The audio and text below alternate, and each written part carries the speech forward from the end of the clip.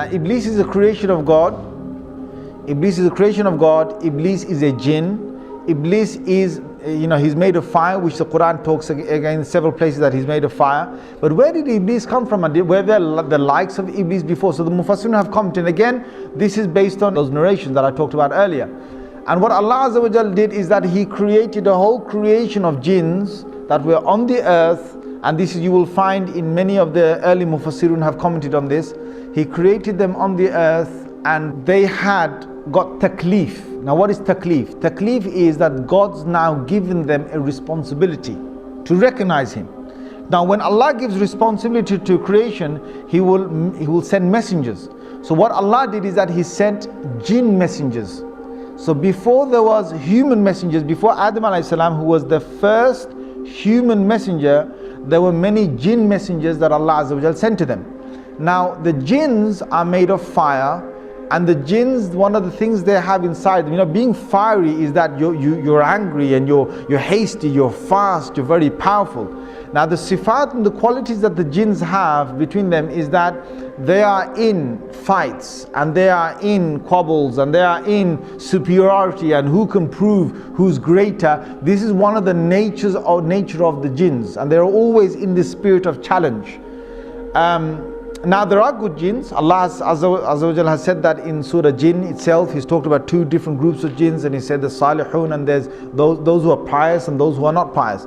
Now the ones that were on the earth were both types, and messengers came down. But the messengers in the many numbers were killed by the jinns on the earth.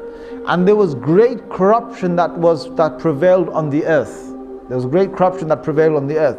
Now there was one notable jinn that was very pious. Iblis, being who he was a good jinn, and he started to worship God to the extent, because jinns could fly, and jinns could go through many of the heavens. They could go up and down. They didn't have to stay on the earth. They could travel up. It was only when Rasulullah sallallahu alaihi wasallam came that they were trapped within this first universe. This is clear from the Quran. This in Surah Safat you will find this.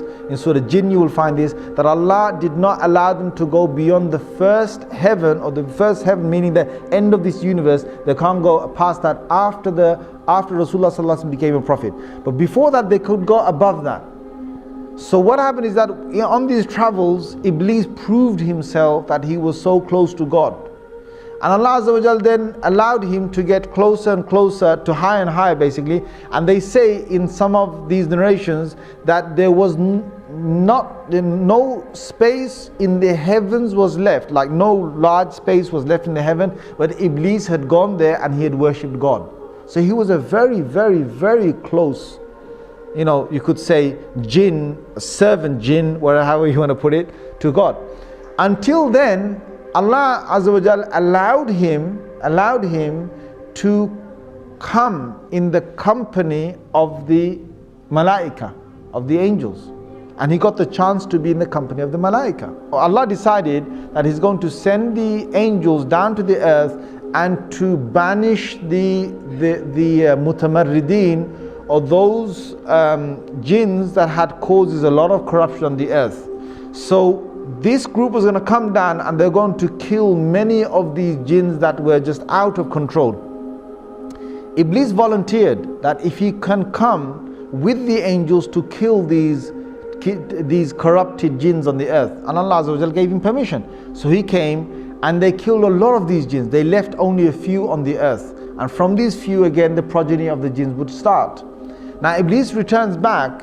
Now many, maybe hundreds of years, I don't know, whatever is going by, because jinns have very long lives. They don't have short lives that the human beings that, we only have 60, 70, 100 years. They have hundreds of years. Perhaps they could have a few thousands of years of living. Now you've got Iblis that has gone down there, that has banished these jinns, most of them who are corrupted on the earth, and is returned back with the angels. Now he was with the angels, but Allah makes it very clear that he was not from the malaika, he was from the jinn. Now why Allah makes that clear is because we understand that no malak or no angel can ever disobey Allah Azza wa Jal. Allah's made it in their nature not to disobey Allah, but a jinn can. So the biblical sources, they've now faltered again. they call it a fallen angel. So what they say is that if an angel decides to go against the will of God or the command of God, then that angel, Allah drops him from the rank of the angels, and now he becomes a fallen angel. That's the biblical sort of side, or what some of them believe. The Muslims don't believe that. No angel can ever disobey Allah Azza wa Jal. So that's where we find that Iblis was able to disobey Allah, because he wasn't from the Malaika. Now there's one thing here. Why is it that Iblis is now going to disobey God? Now you've got to understand the whole thing behind the creation of Adam alayhi salam.